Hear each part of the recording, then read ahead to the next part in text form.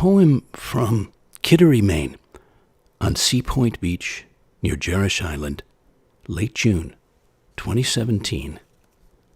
Point of convergence, of pine green land, of ash gray sand studded with bleached oyster shells, wave-washed stones, of clear cold sea, of a slow-moving scrim of salt-white mist soft over the surfaces, echoing a low tide of blue-bordered clouds, of an unveiled body and spirit of a free-floating man, poet, coming together, flowing together on a solitary, salutary Maine coast morning.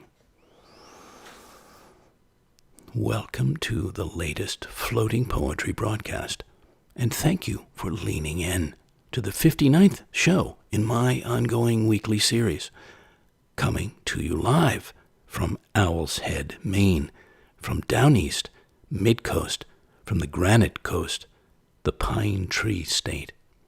This is your poet and poetorialist Colin Goedecke, a voice for living our days more poetically, more expressively, more soulfully, as many fine poets, writers, painters, and others did here, still do.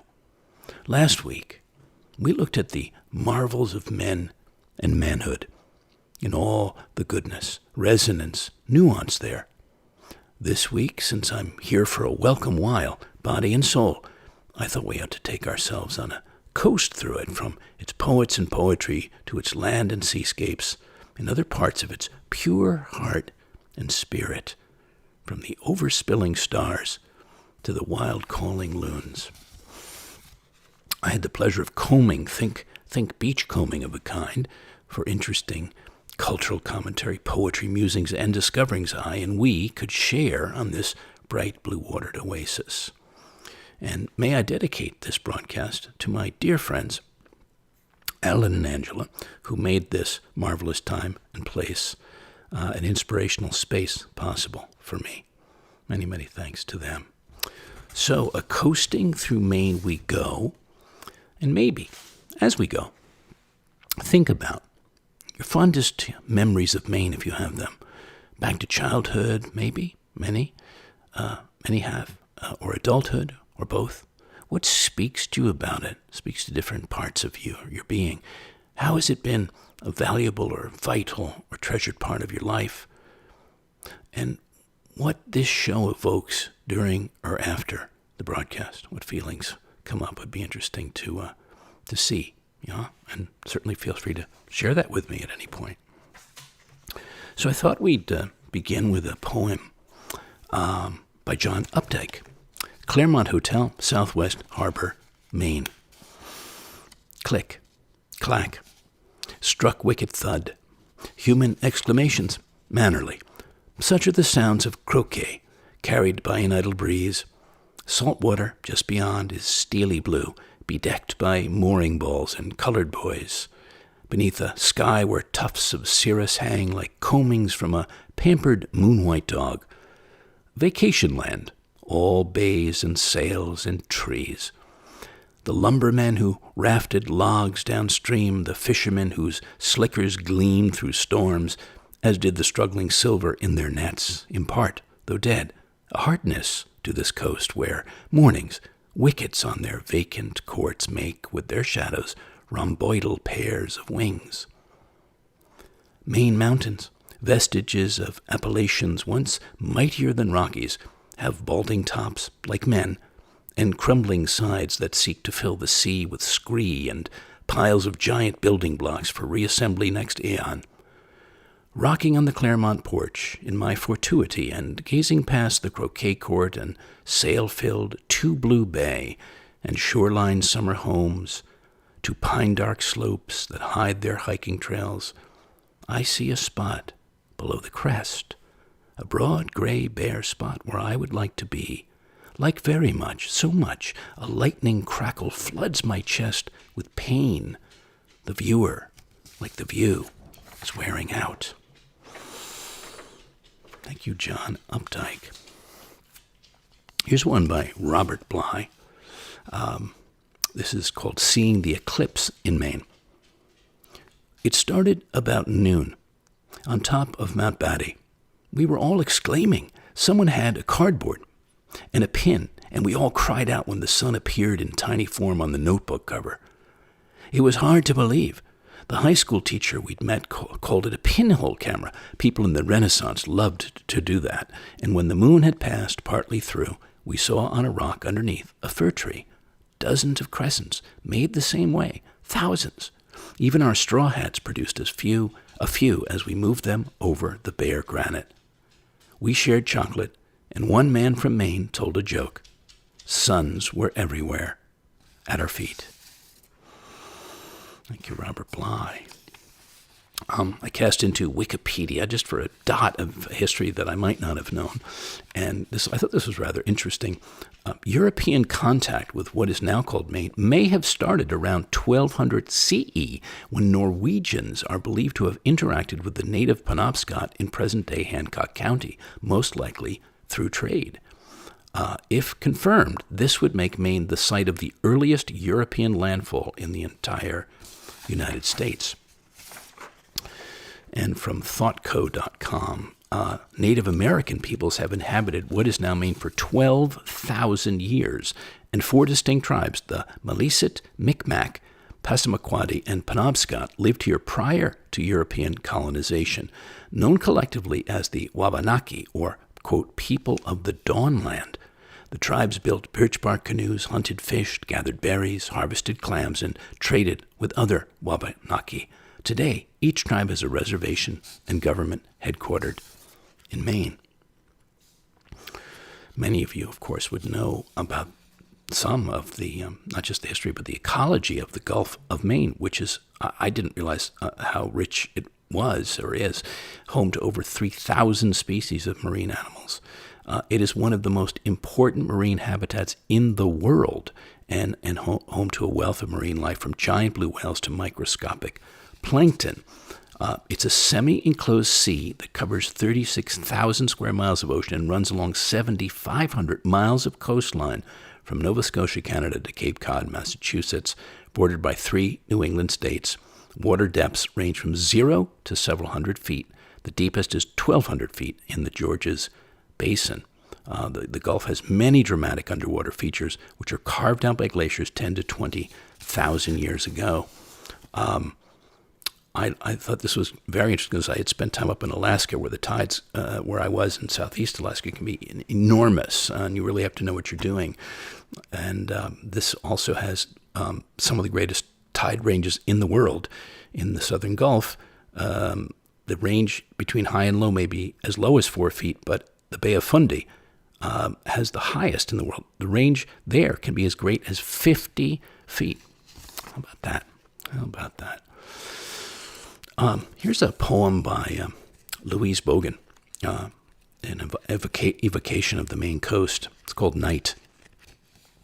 The cold, remote islands and the blue estuaries, where what breathes the restless wind of the inlets, and what drinks the incoming tide, where shell and weed wait upon the salt wash of the sea, and the clear nights of stars swing their lights westward to set behind the land, where the pulse clinging to the rocks renews itself forever, where, again on cloudless nights, the water reflects the firmament's partial setting.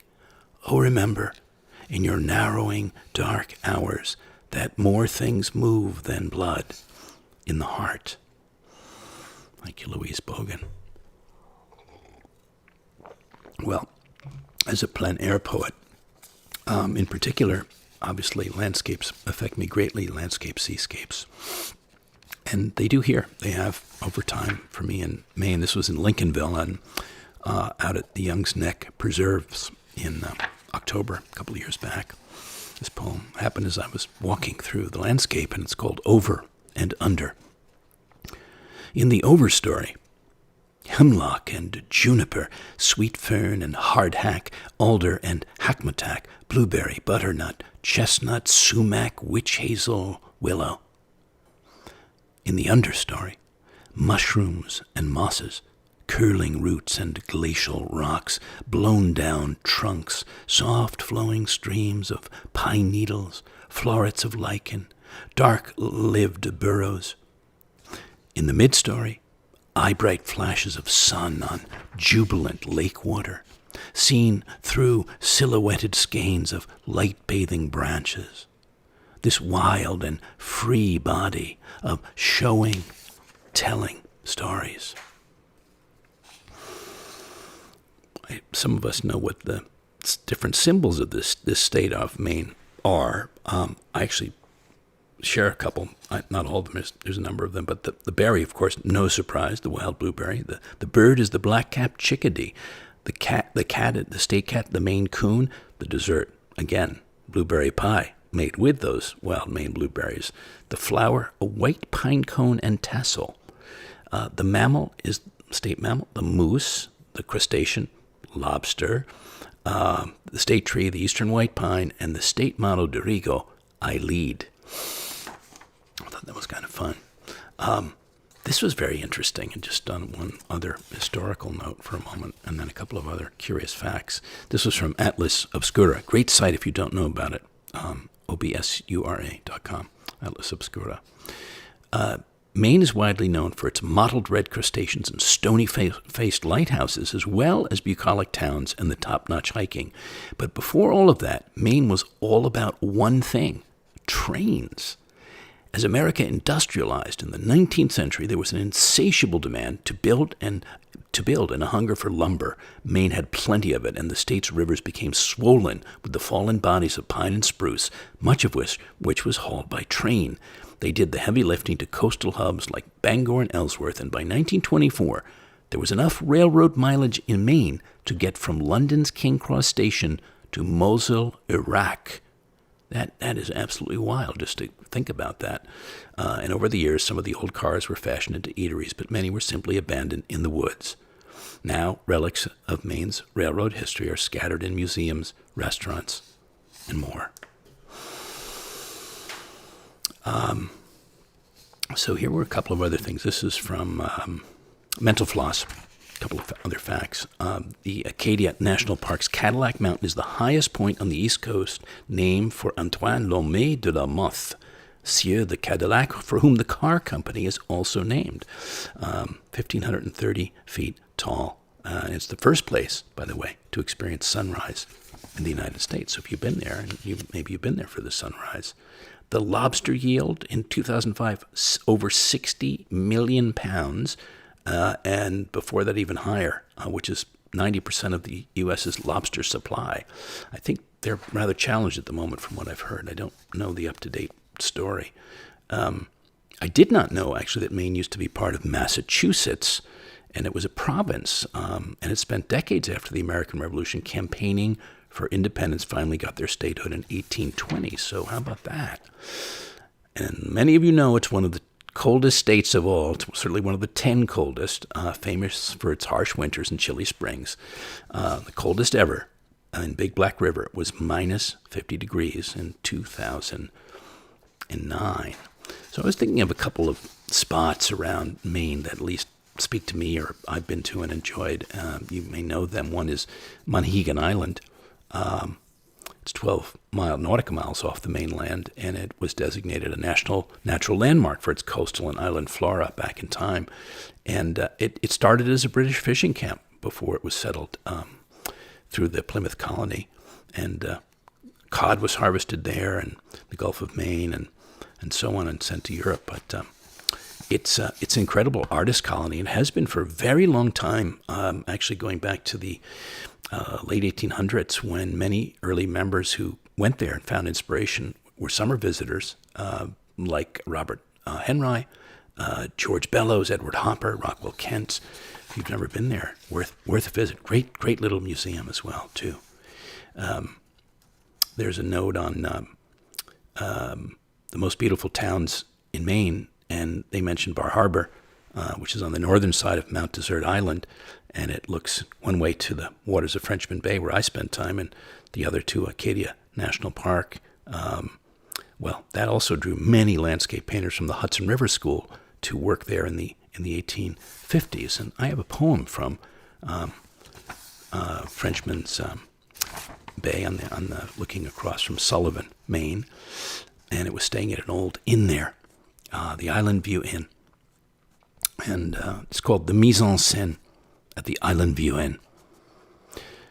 An old couch warms itself by the fire, its leather cracking like hardwood over embers, as a bearded brown moose with candelabra antlers thrust its head through the fieldstone chimney, sniffing the air and surveying the room below.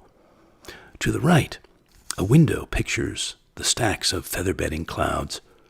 A King Charles spaniel takes the sun warming in through the blue screen door near a long Yankee breakfast table set for the view and polished like the now glinting bay.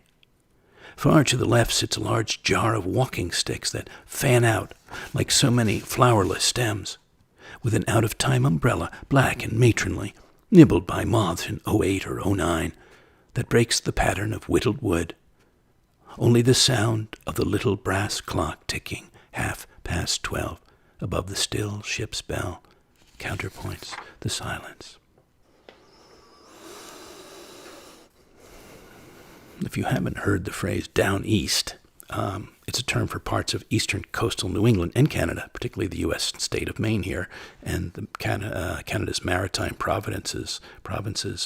It apparently derives from sailing terminology. The sailors from western ports sailed downwind toward the east to reach the area. So a person from this area may be called a downeaster, and there you have it. Now, I just ran into a neighbor here of my the people I'm staying with or at their place, and she said that did I know not how to speak Maine slang or language, but with some of the words I said it's funny because I was going to mention this in the broadcast tonight. Just to touch how to talk like a Mainer. The writer and linguist Michael Erard explains it a little bit, and he says the answer is wicked complicated. It's from Down East magazine, just a slice of this. There's no precise recipe for sounding like a Mainer, but gather a group of them in one room, and you'll likely hear the soft R, at least in some words, and the occasional wicked, a quote, to intensify an adjective, or just on its own, of course. Only those two features, you might peg the speaker as being from Massachusetts, Katahdin-size offense to many Mainers. This is solved by listening for the inhaled yeah, an attribute unique to Maine in the U.S., along with a certain lilting jowliness that linguistic notational systems are powerless to describe. Then there are the bending, elongated vowels of words like box and job, the droopy vowels of bath and ask, pronounced like father, and what linguists call the intrusive R, which gives us yoga classes and fresh posture, not to mention Maine's treasure trove of regional vocabulary and colloquialism. Some in your room full of Mainers might mention going up to camp, UPTA, or cleaning the culch, rubbish, out of their car. Yesa, they will nod when agreeing. Hard telling, not knowing, they will shrug when stumped. So I tune my ear in wherever I travel in the world, and I love the patois of every place. And if I'm not doing it justice tonight, but maybe eventually I will. And there's one friend of mine, actually I hope he's listening tonight. He's a Mainer, he's an old-time Mainer, and he was telling me about wanting to take a woman friend of his, an older woman, down to Portland, which is about an hour and a half from where he is, drive. And she'd spent her whole life in that town, and she looked at him and she said, "What for what?" So, a little bit of the Mainisms. So, just a moment for a bit of water.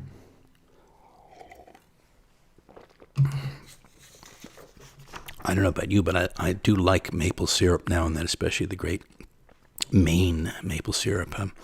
And I was curious about actually how they make it, because I've never really gone and watched that, tapping the maple trees. But I came across from Dr. Cowan's garden.com. He was talking about in his post over the weekend, we had some wonderful weather here in Maine, and with freezing temperatures overnight and warm sunny days, it was time to give maple sugaring a try. It's a mainstay, particularly in the spring, And he said when we moved to Maine, he discovered some maples on his property and marked them for later use. And he said marking is very important to do that in March and April because the foliage makes them difficult to spot for the untrained eye. So he did. And then he said making large quantities requires a huge amount of sap and even more equipment, not to mention time. It's roughly 35 gallons to 1, which varies significantly depending on the source. So you need to tap a lot of trees with multiple taps to get as much out of them. So how about that? I'll give you the recipe, but we're not going to do that tonight. Maybe come back to that in the fall. We have another program on Maine. I was curious about what some of the books that every lover of Maine might want to read or consider reading. And Down East had a piece about this. And they said Maine's literary heritage runs as deep as its coastal waters, as broad as its sweeping woodlands, from the narrative histories of the Wabanaki to the dialect stories of Sarah Orne Jewett, from the Gothic novels of Sally Wood to the fantastic worlds of Stephen King, from the essays of E.B. White to, well, the children's books of E.B. White. There isn't a genre that Mainers haven't left their mark on. So they have a bit of a list. They're not trying to be exhaustive. They'd say they'd include them. And they'd said, we'd want these on our desert isle, assuming we were marooned with a fairly sizable trunk. So I'm just going to call it a couple of them because, let's see, The Beans of Egypt, Maine, classic Carolyn Schutz's book. Blueberries for Sal, Robert McCloskey. Charlotte's Web, of course, E.B. White. The Cider House Rules, John Irving. The Country of the Pointed Firs, Sarah Orne Jewett, lovely book. The Edge of the Sea, Rachel Carson, fantastic book, 1955. Classic of its kind. Maine by Eliot Porter, the painter. The Maine Woods by Henry David Thoreau, 1864. Take Heart, Poems from Maine by Wesley McNair, who I'm going to mention again in a minute and read a poem of his. The Great Northern Farm by Henry Best, and I've actually read some passages in other shows. And Rachel Carson also wrote one of her most famous books that you would know, Silent Spring. And this woman went to her little cabin in Maine and sort of, when I say took in the energy that was left there. Of course, she was long gone. But she said, here's how it goes. Primavera silenziosa. So reads the cover of the Italian edition of Rachel Carson's Silent Spring. It sits on the desk beside me, the small built-in desk, looking out on a thicket of cedars and pine, a desk with one simple drawer, holding some pencils and not much else. In the cozy, pine-paneled study where Carson wrote much of her landmark book during the summers of 1960 and 61.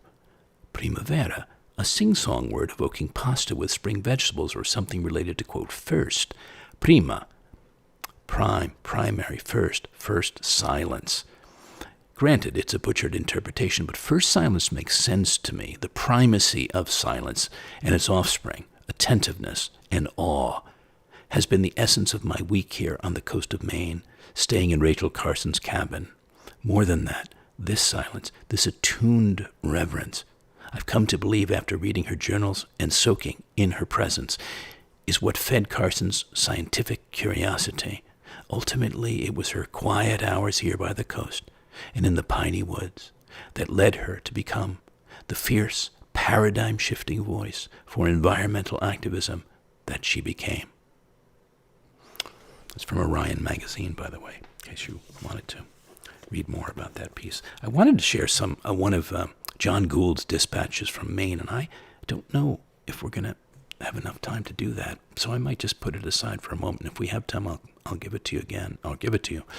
So he wrote from, just happened to be asked to write a piece once for the Christian Science Monitor back in 1942, and they loved it so much he wound up writing 50 years of them, and he became quite the love of many for his column, Dispatches from Maine. And so there's this book takes all of his pieces from then to 92. He's since passed away, and they're marvelous. And I love reading them, whether I'm in Maine or not. So let's see if we can have time later to come back, or in a little while to come back to that. Okay, so Robert Lowell wrote this poem. It's modeled on Elizabeth Bishop's poem, The Armadillo, which she dedicated to him. So, Skunk Hour, it's called.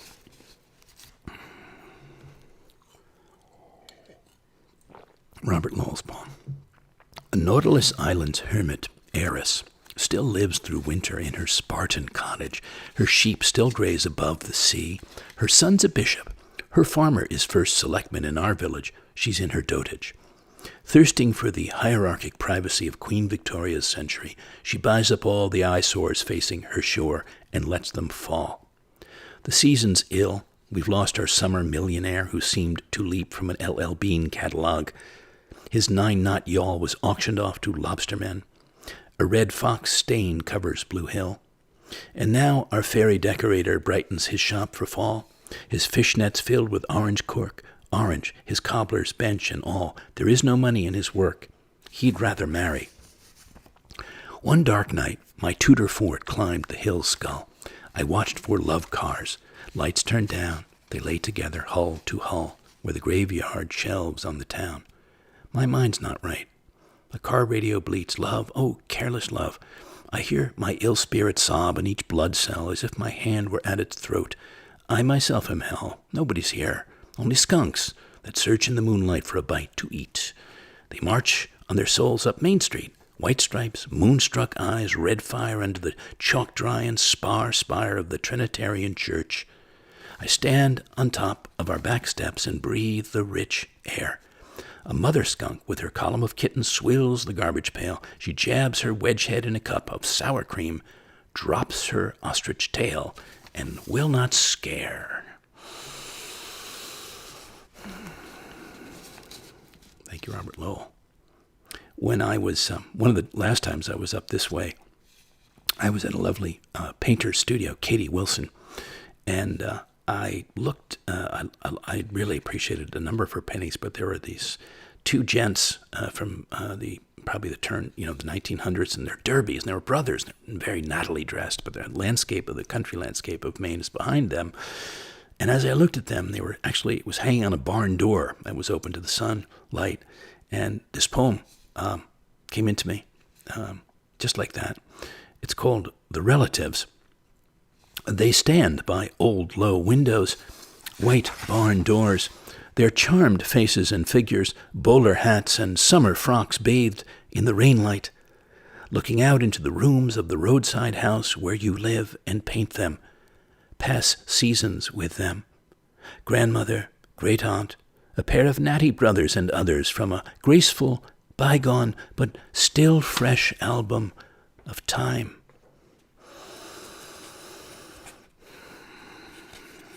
Well, I've been wanting to read an Amy Lowell poem, and apropos, here she is, and I'm finally, I think, getting a chance. And this poem was Lilacs, and also says we're in the spring, and they're all around. There's beautiful lilac bushes here. There's actually a gigantic lilac bush just in eyesight for me, and then beyond that, the Penobscot Bay.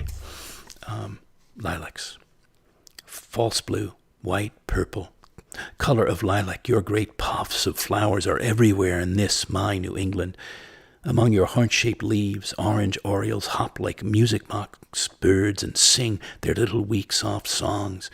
In the crooks of your branches, the bright eyes of song sparrows sitting on spotted eggs peer restlessly through the light and shadow of all springs.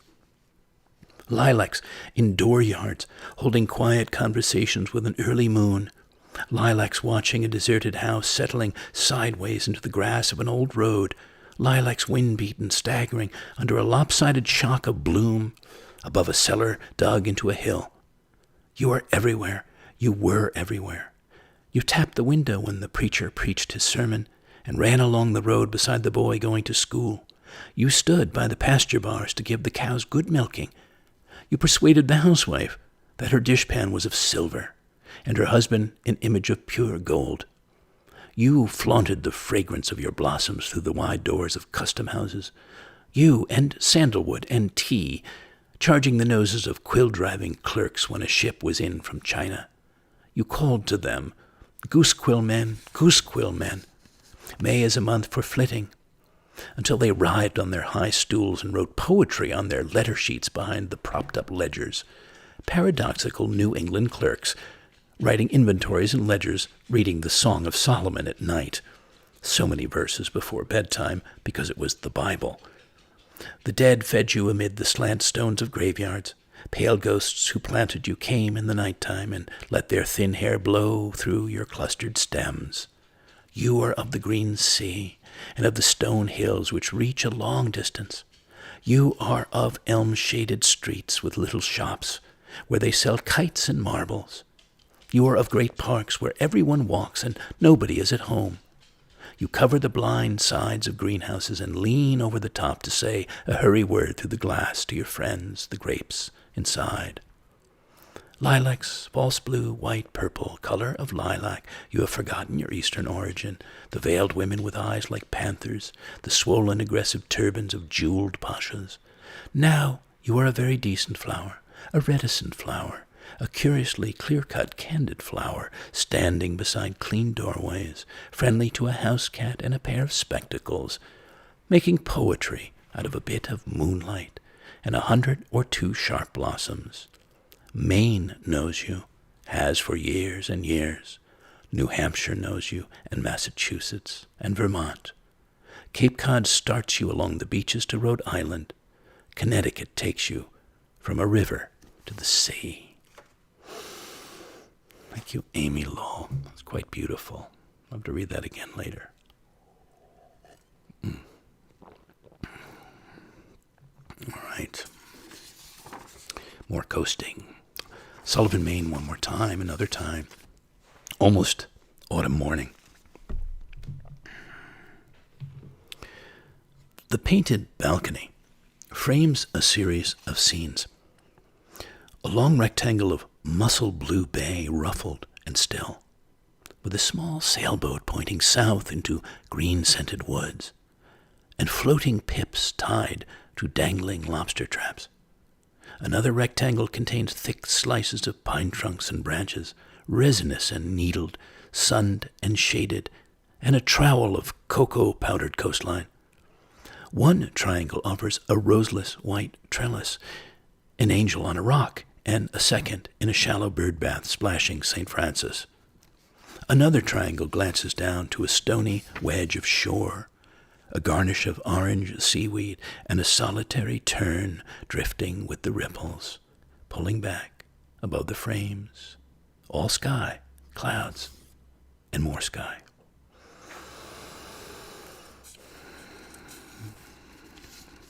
Some of you may know Goedecke, Choodic. So this is one of my poems about that place.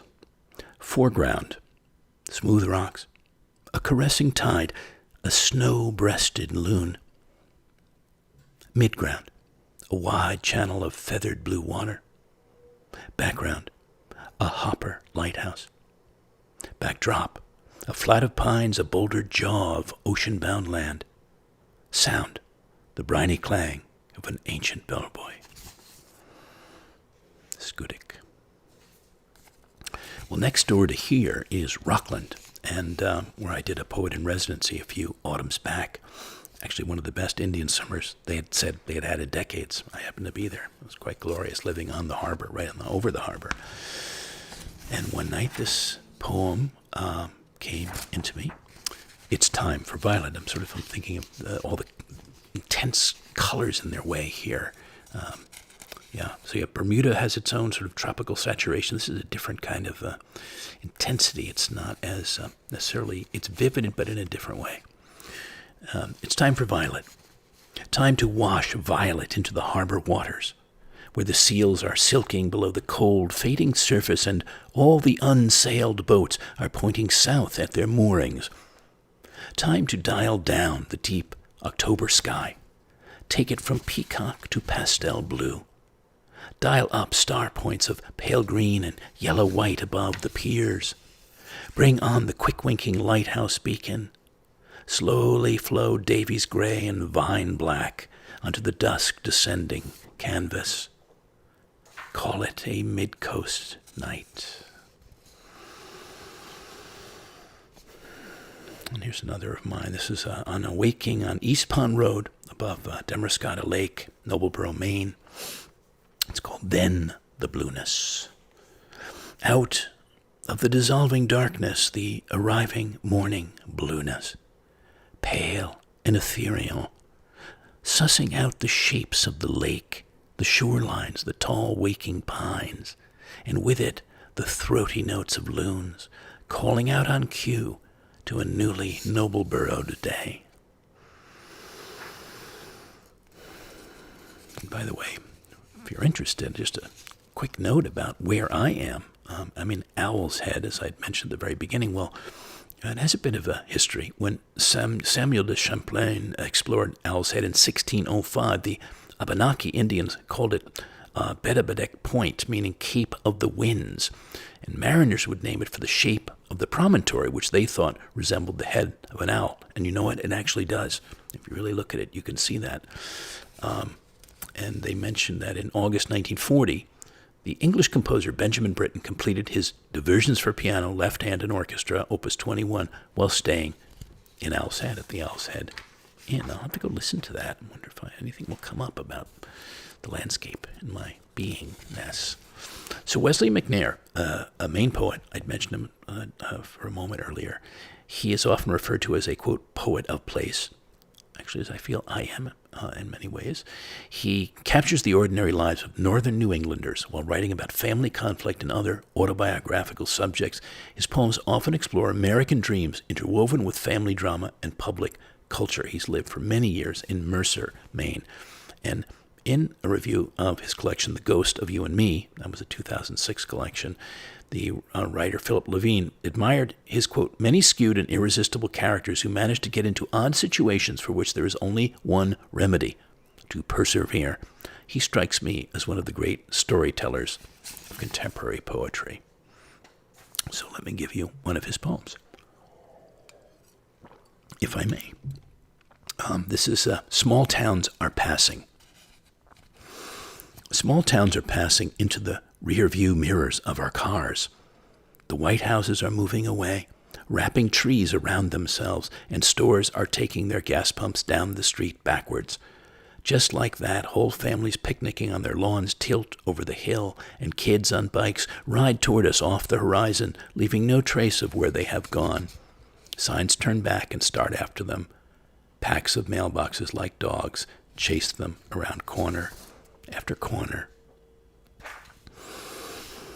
Well, the fellow I was mentioning who told me the story about the lady who said, what for, is my wonderful friend, Richard Southard. And this was on his 77th birthday. And it's for him. He's a wonderful Maine man. North to South by Southard is the title. Stetsoned and white-steeded, he gallops and canters south from the far north, from a state of mainly being, to a place of confrères, compadres, confederates, warmth, welcome arms, and next possibilities. Moves nattily, reverently, rather Walt Whitmanly, so it easily, through the landscape of the day, of the dream, pouring out his music, pouring out his prayers, pouring out his big heart, the silver-maned man in the great white hat. Toast to him and all marvelous men of Maine. Painters, John Marin, one of my favorites, if you don't know him, M-A-R-I-N. He was an early American modernist artist. He lived from 1870 to 1953, and he's known for his abstract landscapes and watercolors. And what's interesting to me about him, as I looked up in Wikipedia about, just to confirm that, is that he's often credited with influencing the abstract expressionists. His treatment of paint, handling oils almost like watercolors, his forays into abstraction, and his use of evocative stretches of bare canvas caught the eye of younger painters. Well, and it caught my eye, actually. One day there was a painting of his at the Metropolitan Museum, watercolor painting called Sunspots. Marvelous painting. You could look that up at least online if you wanted. Cape Split, Maine, 1920 was when he did it. When I saw that painting, I stood there, and this poem flowed into me. Sun-baubled sea. Off the coarse point of another time, An unfaded ocean verges out in caps and crests of cobalt, indigo, turquoise, past one small, bleach-sailed boat toward a streaking sky where the sun becomes baubles of chrome-yellow rose, madder, viridian, and cerulean that float above the watercolor surface, that float inside my watercolored eyes. Sun-baubled sea. Thank you, John Marin, for inspiring me. Another inspiration is Winslow Homer, and especially his seascapes and his watercolors, and especially of Maine, but also actually of Bermuda, too. He lived 1835 to 1910, and he believed that art should be based on the direct observation of nature. He lived at a time when abstract art was very popular, but he didn't care about the modern theories of painting or current trends in art. He never paid attention to other artists, not even the famous ones in Europe. He wanted his art to be, quote, real, based on what he saw, or as he said, quote, when I have selected the thing carefully, I paint it exactly as it appears. His early art showed pleasant scenes of life in rural areas of the country, and during the Civil War he was hired to illustrate scenes of soldiers. But he had always loved the ocean, so in the 1880s he moved to the coast of Maine, where he could paint water scenes. Not only the sea itself, but scenes depicting man against the elements, showing the power of water, especially during storms. And so he ultimately stopped painting human figures and just focused on the sea, often portraying harsh, stormy weather. When you look at his paintings, it seems like you can almost feel the spray of the churning waves, which is one of the reasons why he's known as the foremost American marine painter of all time. So I have an homage to him. I read it once before in another program, but I'm going to share it now. It's Winslow H. is the title. Winslow would have captured it all. The last sun soaking the bristled chests and tufted brows of evergreen, the pure whitewash of light on the starboard side of the anchored lobster boats, the mauve and violet shadows on the shingled surface, all the watercolors of this ultramarine world refracted in the strokes of his sable brush. Winslow H. Many of you, of course, would know Wyeth and were maybe imagining I would mention him, and he is worth mentioning. There's a very large collection actually here, a special center devoted to him and some of the other Wyeths at the Farnsworth Museum in Rockland. Andrew Newell Wyeth, of course, the whole family of painters, American great painters. Primarily a realist, he was, working predominantly in a regionalist style. This is from Wikipedia. But he's one of the best-known U.S. artists of the middle 20th century. In his art, his favorite subjects were the land and people around him, both in his hometown of Chadds, Pennsylvania, and at his summer home in Cushing, Maine. He often said, quote, I paint my life. One of the best-known images in 20th century American art is his painting, Christina's World. If you haven't seen it before, have a look. Here's a poem by Dorothy Keeley, Keeley, Maine Shore. The sea once more, and I'd half forgotten sweet fern and bay and seaweed rotten in salt and sun, and waves storm-grayed making the noise they've always made. Gulls and winds and juniper smell, and always the ancient gatherings swell crashing the rocks tree-high and then falling and surging to break again. Well, a memorable Maine moment of many of mine, and as I'd asked, like, what yours are that are coming up or that you came into the broadcast with or maybe sparked later, was going for a little sail in Frenchman's Bay, and one September, and this wonderful thing happened. It's called The Sailor and the Seal. Tacking toward home in a soft wind, you pop up off the bow like a periscope. Smooth head sleek with salt water, blonde mustache oiled, nose like a Kalamata, round eyes glistening. And seeing us approach, you dunk down again below the surface and disappear into the clear, fish-filled harbor. The Sailor and the Seal. Well, here's a poem from Rockland Harbor. It's next to where I am at present. beautiful town. Lots of things to see and do and muse on and certainly eat. Wonderful restaurants and great walks and perspectives. This is called Where the Deeps Meet, where the sky and its towering clouds, falling stars, meet the ocean and its rising tides, breaching whales, where the crystal blue air joins the muscle blue water, where anchor-weighing sailors and their broad sails inhale the voyaging wind, the billowing sun.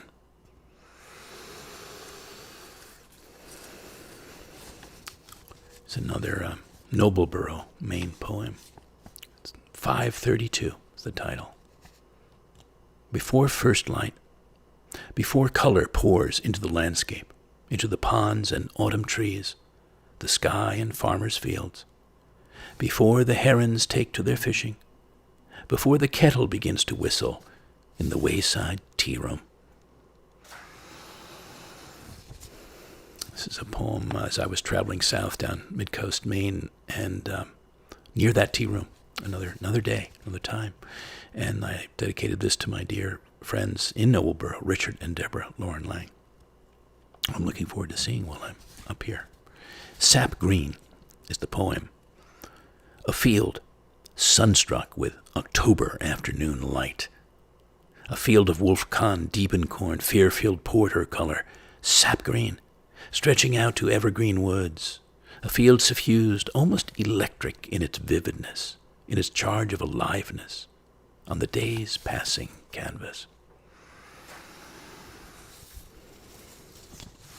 And next to last, just wanted to go back to the Island View Inn one more time, another time, but this is sort of, I guess, a companion piece of a kind. The mise-en-scène at the Island View Inn, number 1. The earlier one was number 2. 2 lacy ironed chairs touch elbows on the lawn, waiting whitely for the ladies of the 1880s with their parasols and lemonade, while pink geraniums spilled from fluted urns by the warm wooden stairs to the stone and seaweed beach. A flotilla of slatted and slanting Adirondacks face the glass bay, watching for whales or wild Indians. The wide porch undulates with rockers and memories of 100 summers, and an ebb tide of crickets mingles with breaths of salted wind in a cocktail of Maine September, where a soft woman in a wicker swing reads away through the shade.